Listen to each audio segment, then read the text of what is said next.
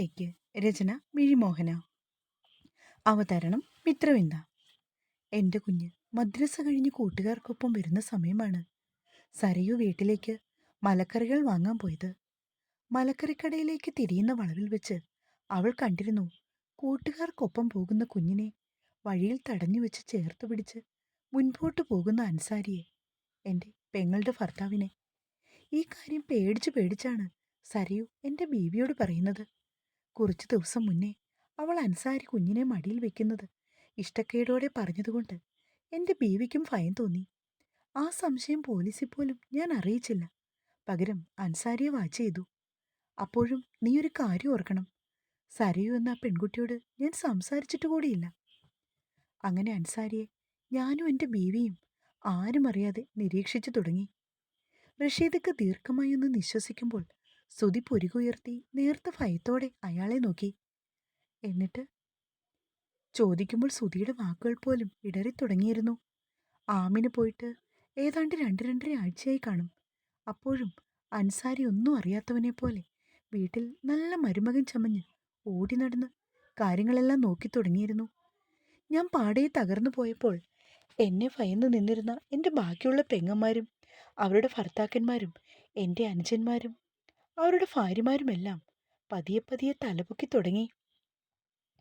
ഇതൊക്കെ കൂപ്പിലേക്കും സൂപ്പർ മാർക്കറ്റിലേക്കും വരേണ്ട കാര്യങ്ങൾ ഞങ്ങൾ നോക്കിക്കൊള്ളാം എന്ന് പറഞ്ഞുകൊണ്ട് അവരോരോരുത്തരും ഓരോന്ന് ഏറ്റെടുത്തു തുടങ്ങി. അടുക്കളയിലെ എൻ്റെ ബീവിയുടെ സ്ഥാനം അനിയന്മാരുടെ ഭാര്യമാർ കൈയടക്കുമ്പോൾ ഈ നെഞ്ചിൽ തലചേർത്ത് സങ്കടങ്ങൾ ഒതുക്കി അവൾ. അങ്ങനെ ഓരോന്നും ഇക്കക്കായിൽ നിന്നും അവർ തട്ടിയെടുക്കുമ്പോൾ അതിനു പിന്നിൽ അൻസാരിയുടെ കരങ്ങളാണെന്ന് ഞാൻ മനസ്സിലാക്കി തുടങ്ങിയിരുന്നു. അവൻ പകർന്നു നൽകുന്ന ധൈര്യം, അതായിരുന്നു അവരുടെ ബലം. അതൊക്കെ അവനോടുള്ള എൻ്റെ സംശയത്തിൻ്റെ ആക്കം കൂട്ടിത്തുടങ്ങി. അവനറിയാതെ എൻ്റെയും ബേബിയുടെയും കണ്ണുകൾ അവൻ്റെ പിന്നാലെ പോയിരുന്നു. അന്നൊരു ദിവസം എൻ്റെ 7ാമത്തെ പെങ്ങൾ വീട്ടിൽ വന്ന ദിവസം. അവളുടെ ഇളയ കുട്ടി ആമിനയുടെ പ്രായം വരും അവൾക്കും. അവൻ്റെ കണ്ണുകൾ അവളിലേക്ക് നീളുന്നത് ഭയത്തോടെ എൻ്റെ ബീവി തിരിച്ചറിഞ്ഞു. അവൻ മടിയിൽ ചേർത്ത് അവളെ താലോലിക്കുമ്പോൾ ഒന്നും അറിയാത്ത എൻ്റെ കുഞ്ഞു പെങ്ങൾ അവൻ്റെ കുഞ്ഞിനെ ഉദരത്തിൽ ചുമന്നു തുടങ്ങി. പാവം ഭർത്താവിൻ്റെ ആ സ്നേഹം സ്വന്തം കുഞ്ഞിലേക്കും പകർന്നു വരുന്നത് കാണാൻ കൊതിച്ചിരിക്കുന്ന അവൾക്കറിയില്ലല്ലോ അവൻ്റെ ഉള്ളിലെ ക്രൂരത. അന്നവൻ എൻ്റെ പെങ്ങൾ, അതായത് ആ കുഞ്ഞിൻ്റെ അമ്മയോട് കുഞ്ഞിനെയും കൊണ്ട് അവിടെ നിൽക്കാൻ ആവശ്യപ്പെടുമ്പോൾ എൻ്റെ ബീവി ആരും അറിയാതെ എന്നെ ഫോൺ ചെയ്തു. ഞാനിപ്പോൾ പള്ളി വരെ പോയതാണ്. ബീവി വിളിച്ചു പറയുമ്പോൾ എൻ്റെ മനസ്സിൽ ഒരു ഭയം തികട്ടിക്കയറി. എൻ്റെ ആമിനെപ്പോലെ ആ കുഞ്ഞിനും വീണ്ടും അരുതാത്തത് എന്തെങ്കിലും സംഭവിക്കുമോ എന്ന്. ആ ഭയത്തോടെ ഞാൻ വിറകുപുരയിലേക്ക് പോയി. അവിടെ ചെല്ലുമ്പോൾ എന്തോ ഒരു അനക്കം പോലെ. പെരിച്ചാഴിയായിരിക്കുമെന്ന് കരുതി അകത്തേക്ക് കയറാതെ വിറകുപുരയിലേക്കാണ് നേരെ കയറിയത്. പക്ഷെ അവിടെ കണ്ട കാഴ്ച, റഷീദിക്കയുടെ കിതപ്പുയരുമ്പോൾ സുധി അയാളുടെ തോളി പിടിച്ചു. ഒന്നും അറിയാത്ത ആ പിഞ്ചു കുഞ്ഞിലേക്ക് അമരാൻ പോകുന്നവൻ. ആ നിമിഷം എൻ്റെ ആമിനമോളുടെ മുഖം മാത്രമായിരുന്നു എൻ്റെ മനസ്സിൽ. അരയിൽ തിരികെ പിച്ചാത്തിപ്പിടിയിൽ അവൻ പിടഞ്ഞു വീഴുമ്പോഴും കുഞ്ഞുപ്പാൻ്റെ സ്നേഹപ്രകടനത്തിൽ ഭയന്നു കിടക്കുന്ന ആ കുഞ്ഞിൻ്റെ മുഖത്ത് ഞാൻ എൻ്റെ ആമിനെ കണ്ടു. വിതുമ്പിക്കണ്ട് കണ്ണുകൾ തുടച്ചയാൾ സുധിയെ നോക്കി.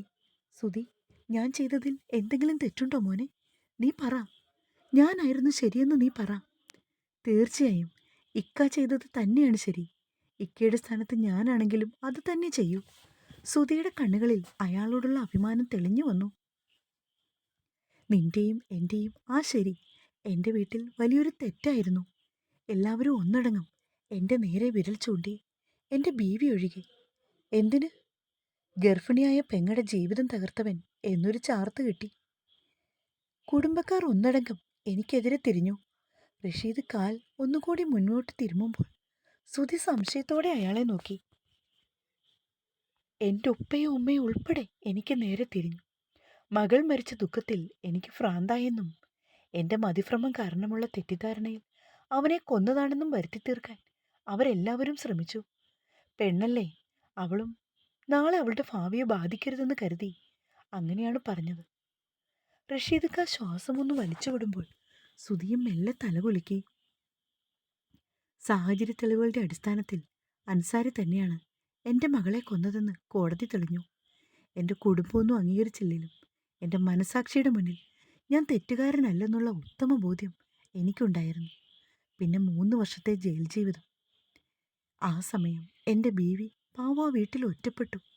ഒരുപാട് ഉപദ്രവം, കുറ്റപ്പെടുത്തലുകൾ സഹിച്ചു മടുത്തതുകൊണ്ടാണ് ഒരു മുഴം കയറിൽ അവൾ ജീവിതം അവസാനിപ്പിച്ചത്. അയാളുടെ കണ്ണിൽ നിന്നും നീർത്തുള്ളികൾ താഴേക്ക് വീഴുമ്പോൾ സുധിയുടെ കണ്ണ് നിറഞ്ഞു പൊങ്ങി. ജയിലിൽ നിന്ന് ഇറങ്ങുമ്പോൾ എല്ലാം നഷ്ടമായി കഴിഞ്ഞിരുന്നു സുധി. 3 വർഷം അവിടെ ജോലി ചെയ്തു. കുറച്ച് കാശും ഞാനും. വീട്ടിലേക്ക് പോകാൻ തോന്നിയില്ല. പോയിട്ടും വലിയ കാര്യമല്ലേ. ആഴ്ചകളോളം കടത്തിണ്ണകളിൽ അഭയം പ്രാപിച്ചു. ഉറങ്ങാനായി കണ്ണടയ്ക്കുമ്പോൾ എൻ്റെ മോളുടെ രൂപം ഇങ്ങനെ മനസ്സിൽ തെളിഞ്ഞു വരും. ഉറക്കം വരാത്ത രാത്രികളിൽ തെരുവുവിളക്കിൻ്റെ വെളിച്ചം നോക്കി ഞാൻ നേരം വെളുപ്പിച്ചു. പക്ഷേ മനസ്സ് കൈവിട്ടുപോയ ഏതോ ഒരു നിമിഷം അന്ന് എൻ്റെ മുൻപിൽ എൻ്റെ ബീവി വന്നു, എൻ്റെ മകൾ വന്നു. ആ രാത്രി ഞങ്ങളുടേതായ ലോകം. ഭ്രാന്തമായ ചിന്ത അല്ലേടോ? അയാൾ ചിരിച്ചുകൊണ്ട് സുധിയെ നോക്കി തുടർന്നു. ഭ്രാന്തല്ലടോ. ജീവിതം അവസാനിപ്പിക്കാൻ നമ്മൾ തീരുമാനിക്കുന്ന നിമിഷം നമ്മുടെ മനസ്സിനെ പിടിച്ചാൽ കിട്ടില്ല. നമ്മുടെ മുൻപിൽ ചലിക്കുന്ന ഈ ലോകം നമ്മൾ മറക്കും. മുൻപിലുള്ളതൊന്നും നമുക്ക് കാണാൻ കഴിയില്ല. ഉള്ളിലെ നേരിയ ബോധത്തിൽ ബീവിയും മോളും അവർക്കടുത്തേക്കെത്താൻ മനസ്സ് വെമ്പുമ്പോൾ എൻ്റെ കാലുകളുടെ വേഗതയും കൂടി. അതെന്നെ എത്തിച്ചത് എവിടെയാണെന്നറിയോ? സൂചിപ്പാറയിൽ. ഇക്ക, അയാൾ പറഞ്ഞു നിർത്തിയതും സുധി ഞെട്ടലോടെ അയാളെ നോക്കി. മകളെ നശിപ്പിച്ചു കൊന്നവൻ്റെ പള്ളയിൽ പിച്ചാത്തിപ്പിടി കുത്തിയായി കയറ്റിയ ധൈര്യമൊന്നും അന്നെനിക്കില്ലായിരുന്നടോ. താഴേക്ക് നീണ്ടുകിടക്കുന്ന അഗാധമായ ഗർത്തത്തിൽ ഒരു പഞ്ഞിക്കെട്ട് പോലെ പറന്നു നടക്കാനാണ് തോന്നിയത്. പക്ഷെ ആത്മഹത്യ ചെയ്യാൻ ആ രാത്രിയിൽ സൂചിപ്പാറയിൽ കയറിയ റഷീദിന് അതിന് കഴിഞ്ഞില്ല. ഇനിയും എൻ്റെ കടമകൾ ബാക്കിയുണ്ടെന്ന് പടച്ചതമ്പുരാൻ്റെ മുന്നറിയിപ്പായിരുന്നു ആ നിമിഷത്തിൽ സൂചിപ്പാറയിലേക്കുള്ള എൻ്റെ യാത്ര. പറഞ്ഞുകൊണ്ട് അയാൾ സുധിയെ നോക്കുമ്പോൾ സുധിയുടെ കണ്ണുകളിൽ സംശയം നിറഞ്ഞു. മരിക്കാൻ തന്നെയാണോ പോയത്? പക്ഷെ ഞാൻ അവിടെ കണ്ടത് എന്നേക്കാൾ മുന്നേ മരിക്കാൻ വന്നവളെയാണ്. ഒരു നിമിഷം കണ്ണടച്ച് പടച്ചതമ്പുരാനെ മനസ്സിൽ വിളിച്ചുകൊണ്ട് കണ്ണു നിറക്കുമ്പോൾ നേരിയ നിലാവെളിച്ചത്തിൽ ഞാൻ കണ്ടു എനിക്ക് മുൻപേ സൂചിപ്പാറയിൽ നിന്നും ചാടാൻ നിൽക്കുന്ന കുഞ്ഞിപ്പെണ്ണിനെ. മുട്ടോളം അഴിഞ്ഞു കിടക്കുന്ന ഇടതൂർന്ന മുടിയിഴകൾ സൂചിപ്പാറയിലെ ആ കാറ്റിൽ ഇളകുമ്പോൾ ആ കാറ്റെൻ്റെ ചെവിയോരം മൂളുന്നത് എൻ്റെ മോളുടെ കരച്ചിൽ പോലെ തന്നെയാ എനിക്ക് തോന്നിയത്. വാപ്പച്ചി എന്നുള്ള വിളി ഞാൻ കേട്ടു. ആ നിമിഷം മതിഭ്രമം പോലെ അവൾക്കടുത്തേക്ക് ഓടി. മുൻപോട്ടാഞ്ഞവളെ ആ കയ്യിൽ പിടിച്ചു വലിച്ചു പുറകോട്ടിടുമ്പോൾ എന്നെ നോക്കുന്ന ഉണ്ടക്കണ്ണുകൾ കണ്ട് ഞാൻ ഒരടി പിന്നിലേക്ക് പോയി. ആരായിരുന്നു നിൽക്കാത്? റഷീദിക്ക പറഞ്ഞു നിർത്തുമ്പോൾ സുധി അയാളെ ആകാംക്ഷയോടെ നോക്കി. അയാളുടെ തേങ്ങൽ അല്പമൊന്ന് ഉയരുമ്പോൾ സുധിയിൽ വീണ്ടും ആകാംക്ഷ വർദ്ധിച്ചു. സരയൂ, അത് ആ കുട്ടിയല്ലേ ഇക്കയുടെ വീട്ടിൽ? സുധി പൂർത്തിയാക്കാതെ വീണ്ടും ആകാംക്ഷയോടെ റഷീദിക്കയെ നോക്കി. അതെ, അവൾ തന്നെ. റഷീദ് ചിരിയോടെ തലയാട്ടി. ആ കുട്ടി, അവളെന്തിനാ ജീവനൊടുക്കാൻ സൂചിപ്പാറയിൽ വന്നത്? ചോദിക്കുന്നതിനനുസരിച്ച് സുധിയുടെ കണ്ണുകളിൽ സംശയം തെറിയുമ്പോൾ റഷീദ് കസേരയിൽ നിന്ന് എഴുന്നേറ്റു. നീ വാ സുധി, നമുക്ക് കുറച്ച് നടക്കാം. ഇങ്ങനെ എവിടെയെങ്കിലും കൂനിപ്പിടിച്ചിരുന്നതുകൊണ്ടേ വാദത്തിൻ്റെ അസ്ഥികത കൂടും. കുറച്ചുനാൾ ജയിലിൻ്റെ സിമെന്റ് തിറയിലല്ലേ കിടന്നത്? പറയുന്നതിനൊപ്പം ചിരിച്ചുകൊണ്ട് മുൻപോട്ട് നടന്നയാൾ സുധി പുറകെയും. ആ ലോഡ്ജിൽ നിന്ന് റോഡിലേക്ക് ഇറങ്ങുമ്പോൾ അയാൾ മെല്ലെ സുധിയെ വിളിച്ചതും അവൻ തലചരിച്ചു നോക്കി. ആ നിമിഷം അവൻ്റെ കണ്ണുകളിൽ ആകാംക്ഷ പിന്നെയും നിറഞ്ഞു. സുധി, നിന്നോട് കുറച്ചു മുൻപ് ഞാൻ പറഞ്ഞിരുന്നു സരയുന്ന ആ പെൺകുട്ടിയോട് ഞാൻ സംസാരിച്ചിട്ട് കൂടിയില്ലെന്ന്. അതുമാത്രമല്ല, അവളാണ് അൻസാരിയെക്കുറിച്ച് സംശയം പറഞ്ഞതെന്ന് ഞാനും ബീവിയും മറ്റാരോടും പറഞ്ഞിരുന്നില്ല. ഇതിൻ്റെ പേരിൽ ആ കുട്ടിക്ക് ഒരു ബുദ്ധിമുട്ടുണ്ടാകരുതെന്ന് ഞാനും ബീവിയും ആഗ്രഹിച്ചു. അത് നന്നായി ഇക്ക. അല്ലെങ്കിൽ അതിൻ്റെ പേരിൽ ഇക്കയുടെ വീട്ടുകാർ ആ കുട്ടിയെ ഉപദ്രവിച്ചേനെ. പക്ഷെ എന്നിട്ടും ആ കുട്ടി എന്തിനാ ഇങ്ങനൊരു കടുങ്കൈക്ക് മുതിർന്നത്? സുധി പുരുകുയർത്തുമ്പോൾ റഷീദിക്കയുടെ കണ്ണിൽ നിന്നും അല്പം കണ്ണുനീർ താഴേക്ക് വീണു. സ്വന്തം അച്ഛനിൽ നിന്ന് രക്ഷപ്പെടാൻ അവൾ കണ്ട മാർഗം അതായിരുന്നത്രേ. പക്ഷെ അതിനുപോലും അവളെ ഈ ഉപ്പ അനുവദിച്ചില്ല. സൂചിപ്പാറയിൽ നിന്നും ജീവിതത്തിലേക്ക് വലിച്ചിടുമ്പോൾ അനുവാദം ചോദിക്കാതെ, ഭയം കൂടാതെ എന്റെ നെഞ്ചിലേക്ക് അണഞ്ഞവൾ. നാവ് വിലക്കിത്തീർത്ത അക്ഷരങ്ങൾ പുറത്തു വരാതെ എന്റെ നെഞ്ചിൽ കിടന്നു. പുറത്തു വരാതെ എന്റെ നെഞ്ചിൽ കിടന്ന് കരയുന്നവളെ ഞാനപ്പോൾ ചേർത്തു പിടിച്ചു. ആ ചേർത്തുപിടിയിൽ ഞാൻ അവളെ അറിഞ്ഞു. അവൾ എന്നിലെ ഉപ്പയെ അറിഞ്ഞു. റഷീദയ്ക്ക് ഇടർച്ചയോടെ പറയുമ്പോൾ സുധിയുടെ കണ്ണുകൾ വീണ്ടും വീണ്ടും സംശയത്തോടെ അയാളിൽ ഉടക്കി നിന്നു. സുധി, ആ 14 വയസ്സുകാരി അവളുടെ ഉണ്ടക്കണ്ണ് മിഴിച്ച് അത്ഭുതത്തോടെ നോക്കിയിരുന്നത് എന്നിലെ ഉപ്പയായിരുന്നടാ.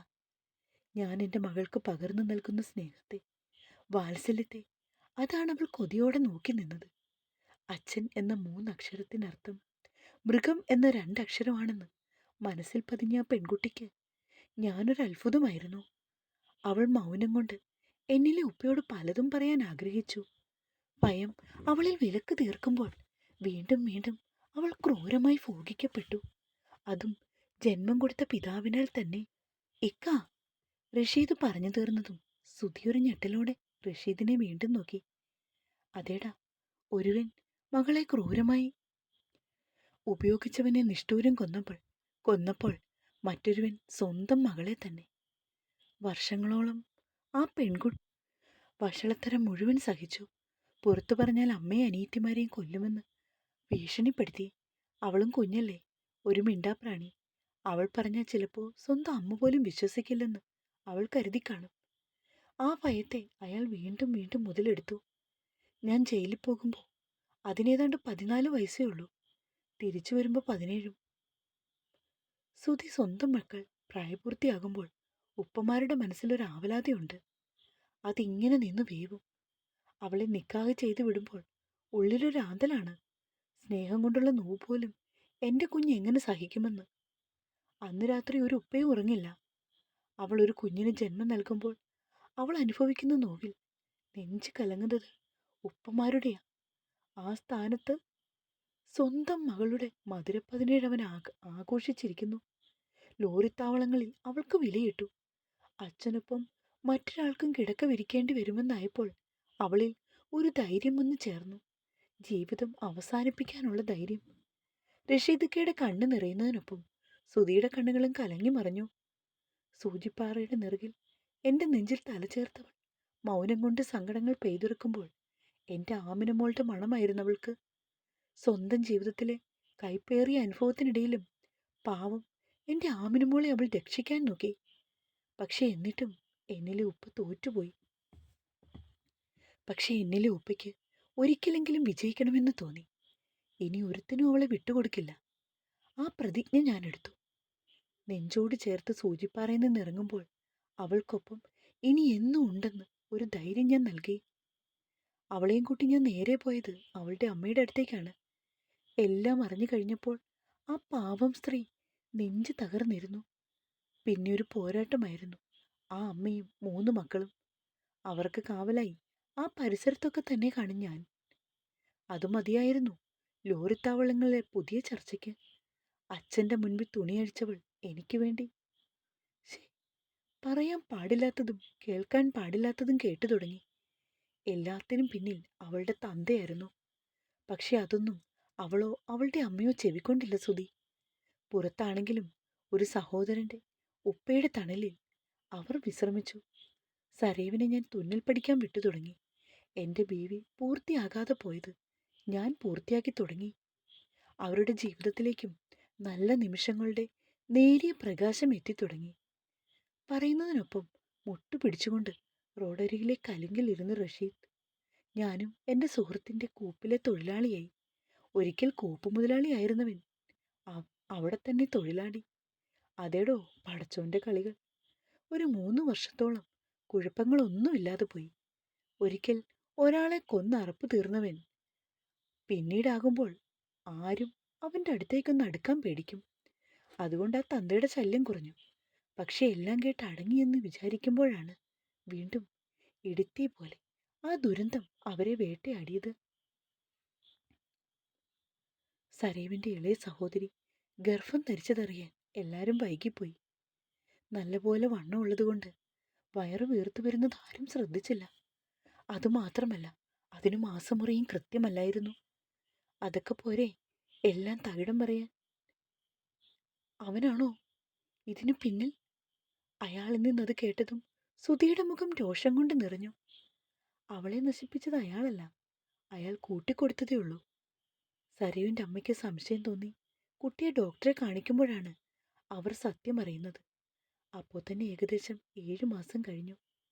ആ ഡോക്ടർമാർ തന്നെ കുട്ടിയോട് കാര്യങ്ങൾ ചോദിച്ചു. അച്ഛനാണ് പലഹാരം വാങ്ങിക്കൊടുക്കാമെന്ന് പറഞ്ഞ് സ്കൂളിൽ നിന്നും കൊണ്ടുപോയതെന്ന് അവൾ പറഞ്ഞു.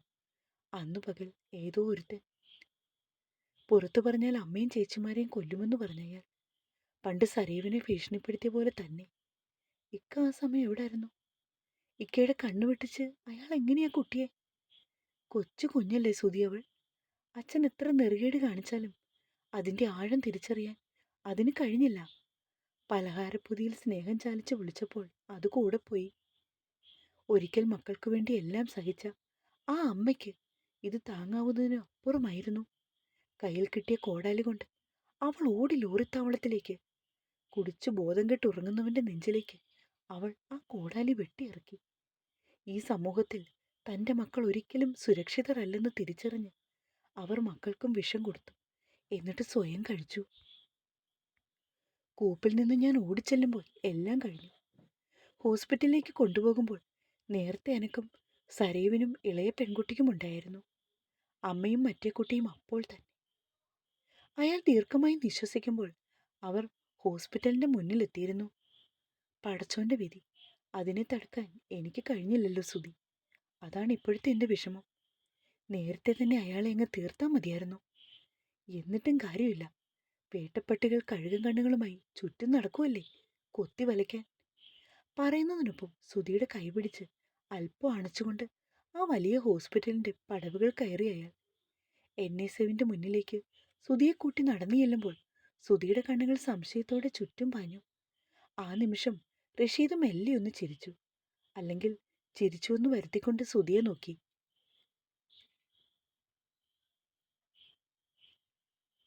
താൻ സംശയിക്കണ്ട. താൻ 1 മാസം മുൻപ് പത്രത്തിൽ വായിച്ച ആ വാർത്തയിലെ പെൺകുട്ടി തന്നെയാണ് എൻ്റെ സരയു മോള്. അവൾ ഒരു അതിജീവിതയാണ്. വിധി വീണ്ടും വീണ്ടും പരീക്ഷണങ്ങൾ കൊണ്ട് മൂടുന്നവൾ. ഓരോ നിമിഷവും അതിനെ അതിജീവിക്കുമ്പോൾ എൻ്റെ കുഞ്ഞിൻ്റെ ചുണ്ടിൽ ഒരു പുഞ്ചിരി വിടരും. ഇന്ന് പക്ഷെ അവൾ കരഞ്ഞില്ല, ചിരിച്ചില്ല. അവസാനമായി അനിയത്തെ യാത്രയാക്കി വരുമ്പോൾ അവളുടെ ഏക പ്രതീക്ഷ ദാ ആ മുറിക്കുള്ളിലാണുള്ളത്. റഷീദ് NICU എന്നെഴുതിയ ബോർഡിലേക്ക് കൈ ചൂണ്ടുമ്പോൾ സുധിയുടെ കണ്ണുകളും അവിടേക്ക് നീണ്ടു.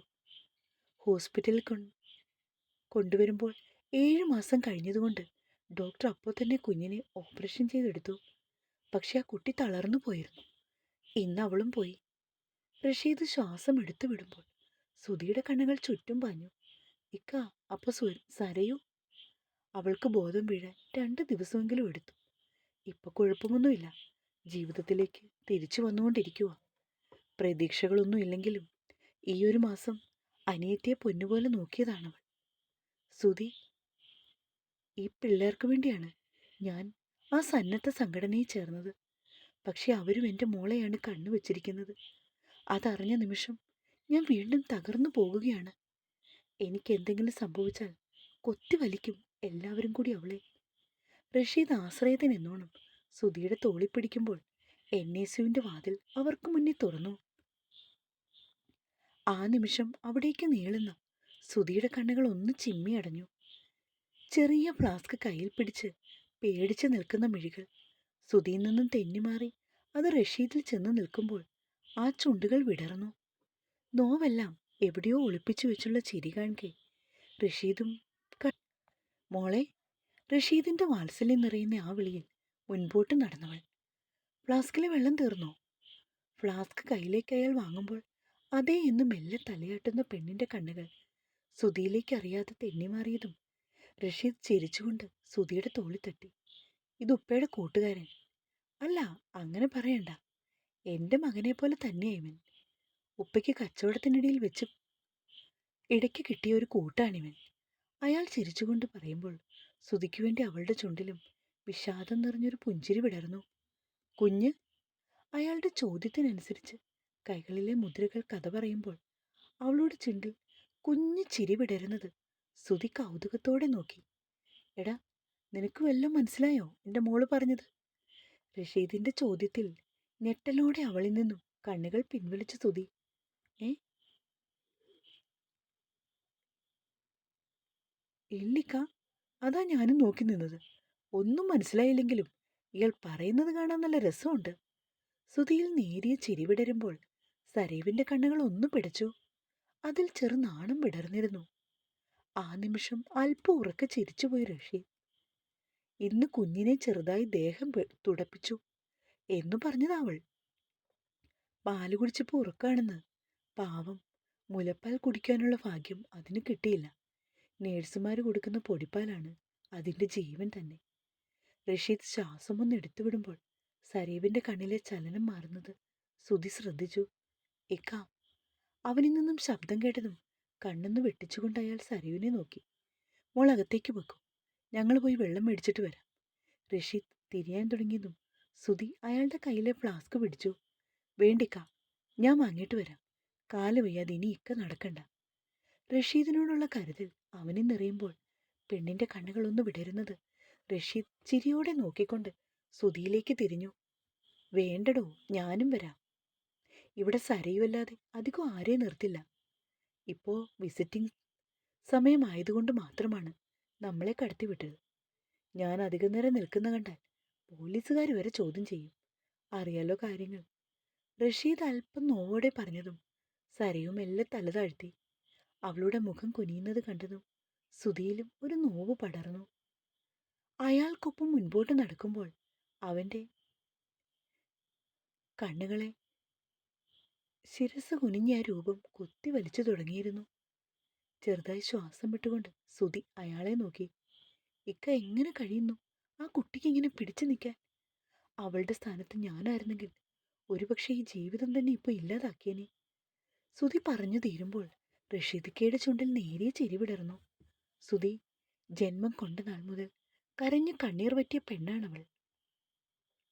ഇന്ന് അവളുടെ അനിയത്തിയുടെ ശരീരം പൊതുശ്മശാനത്തിൽ വെന്തു വെണ്ണേറാകുമ്പോൾ പോലും അവൾ കരഞ്ഞില്ല. ശരിക്കും പറഞ്ഞാൽ അത് കണ്ടപ്പോൾ ഞാൻ ഭയന്നു പോയിരുന്നു.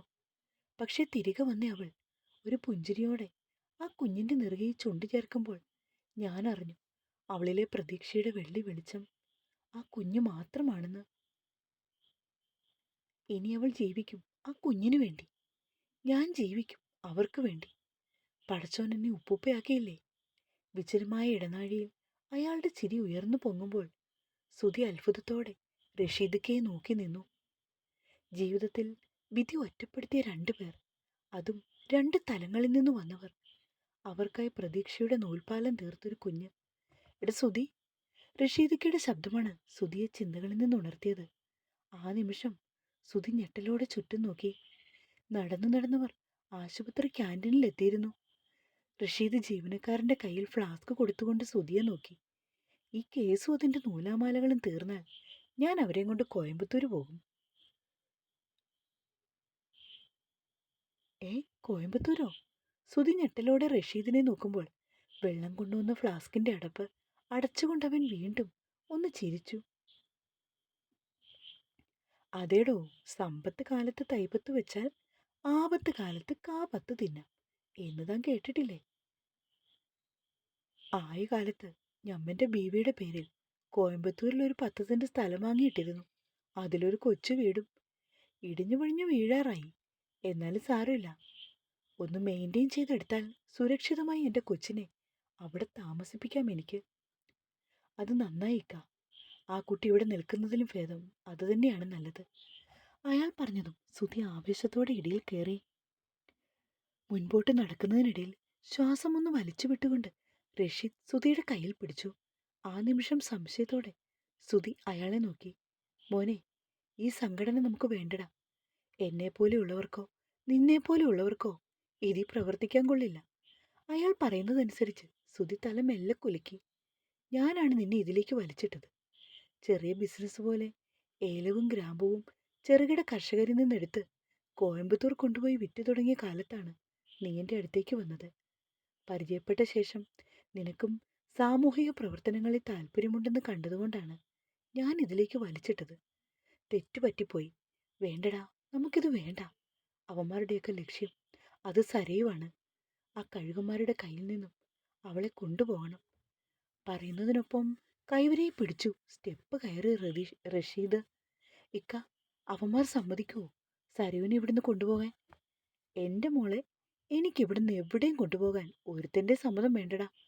അല്ലെങ്കിൽ തന്നെ അവന്മാരുടെ സമ്മതം എനിക്കെന്തിനാ? റഷീദിന്റെ ചുണ്ടിൽ അല്പം പുച്ഛം നിറഞ്ഞു. അല്ലിക്ക, അവന്മാർ ഫോർഡാണെങ്കിലും സംഘടന രജിസ്റ്റേർഡ് ആണ്. ആ സംഘടന ഏറ്റെടുത്തതല്ലേ സരയു ഉൾപ്പെടെ കുഞ്ഞിനെയും. അപ്പൊ പിന്നെ നിയമത്തിന്റെ വഴിയെ പോയാലും അവര് സംഘടനയ്ക്കേ വിട്ടു നൽകൂ. റഷീദ് എന്ന് പറയുന്ന വ്യക്തി ആ കുട്ടിക്ക് ആരുമല്ല. നിങ്ങൾ തമ്മിൽ രക്തബന്ധവുമില്ല.